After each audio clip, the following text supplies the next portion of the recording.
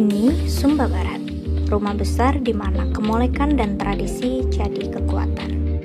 Ada yang menyebut pulau ini dengan sebutan Humba atau juga Subao.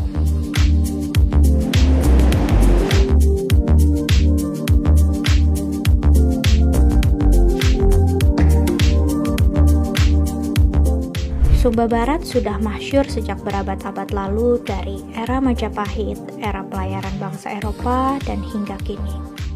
Tanah yang subur juga indah jadi potensi yang luar biasa bagi negeri ini. Ya saya bilang seperti yang saya sampaikan tadi, ini pertanian ini. Pertanian ya, Pak, ya? Pertanian, pariwisata. Pariwisata. Ya, saya kira itu salah satu. Di sampingnya tentu ikutannya ini infrastruktur. Infrastruktur juga saya harus pacu dalam waktu dekat ini. Orang tidak mungkin bisa sampai ke daerah tujuan wisata kalau jalan-jalannya tidak bagus lah. Pasti orang akan malas ke sana. Tapi kita bersyukur dalam beberapa tahun terakhir ini infrastruktur yang menuju sana sudah semakin baik. Juga fasilitas pendukung yang lain dan penunjangnya sudah semakin baik.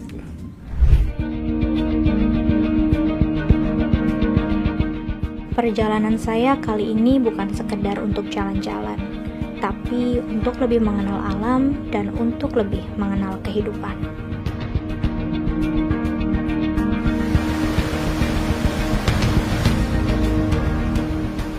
Mengalirlah seperti air dari tempat tinggi hingga bermuara pada laut. Seperti air terjun Lapopu yang mengajarkan kita tentang kejujuran. Jujur pada diri, jujur pada batas-batas kemampuan, dan terus memberikan manfaat bagi semua.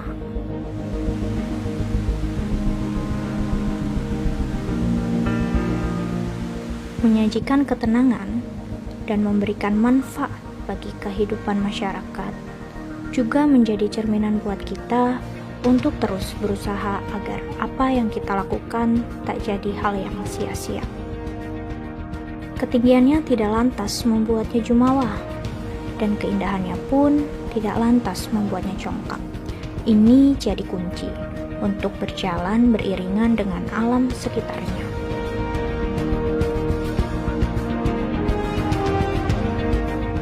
Zaman memang terus berkembang, namun ingatlah, modernisasi tak lahir dengan sendirinya. Ia hadir dari akar tradisi yang membentuknya.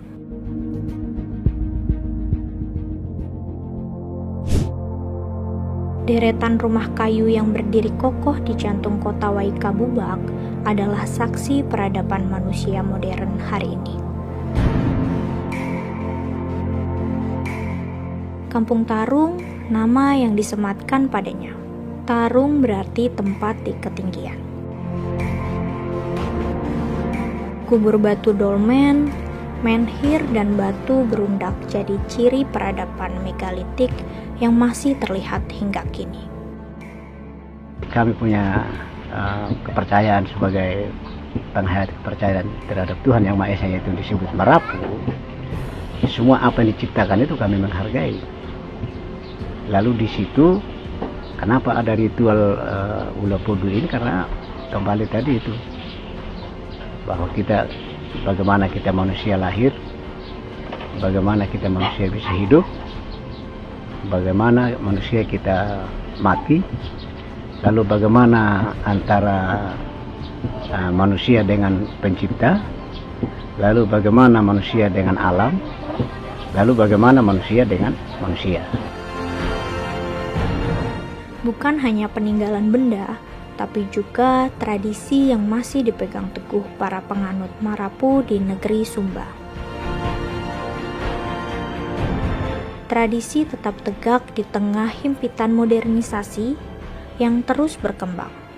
Demikian juga dengan tradisi yang beradaptasi dengan kondisi seperti di Kampung Praijing yang melahirkan putra-putra terbaik Sumba Barat. Yang menyatu di antara mereka itu adalah jiwanya mereka. Jadi penyatuan jiwa sebenarnya yang paling penting dalam Islam. Abu jiwa manusia, hewan, dan jadi itu harus sinkron antara manusia, hewan, dan alam. harmonisasi antara manusia, hewan, alam. Dan jiwa, bukan raga, karena raga ini fana.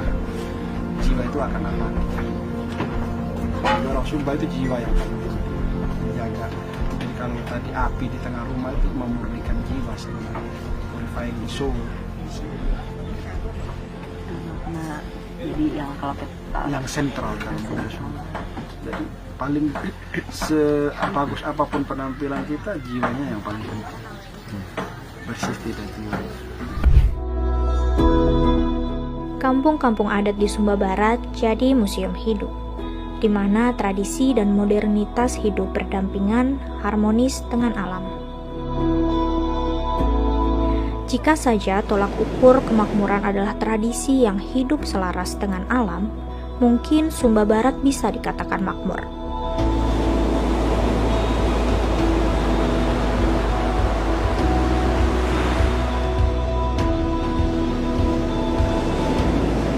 Jangan cepat puas, perjalanan kita tak berhenti di sini. Banyak petualangan baru yang harus kita rasakan. Lari, jangan berjalan santai, karena ombak tak pernah berhenti berlari. Berdiri kokoh seperti karang di pantai Watu Bela yang membantuku berpikir bahwa hidup tak cuma bertahan di tengah persaingan yang semakin tak masuk akal dan nalar sehat. Terima kasih atas semua pelajaran dan pandangan baru untuk memaknai kehidupan. Dari negeri ini, indahnya harmonisasi kehidupan selalu jadi cerita yang dapat dibanggakan.